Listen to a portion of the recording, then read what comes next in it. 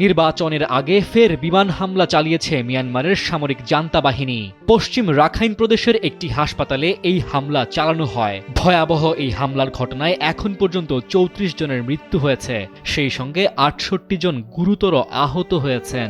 বিভিন্ন আন্তর্জাতিক গণমাধ্যম বিষয়টি নিশ্চিত করেছে।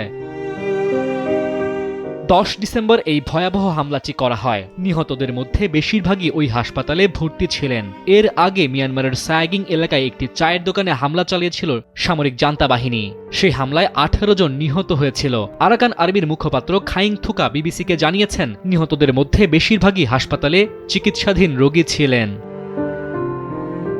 এই ঘটনা নিয়ে আরাকান আর্মির স্বাস্থ্য বিভাগ এক বিবৃতিতে জানিয়েছে, ১০ ডিসেম্বর রাত ৯টা নাগাদ বিমান হামলাটি করা হয়। এতে ঘটনাস্থলেই ১০ জন রোগীর মৃত্যু হয়েছে। সামাজিক মাধ্যমে ছড়িয়ে পড়া ছবিগুলোতে দেখা যায় হাসপাতাল ভবনের কিছু অংশের ছাদ উধাও, ভাঙা বেড এবং চারদিকে ধ্বংসাবশেষ ছড়িয়ে ছিটিয়ে রয়েছে। ডেস্ক রিপোর্ট, সময়ের আলো।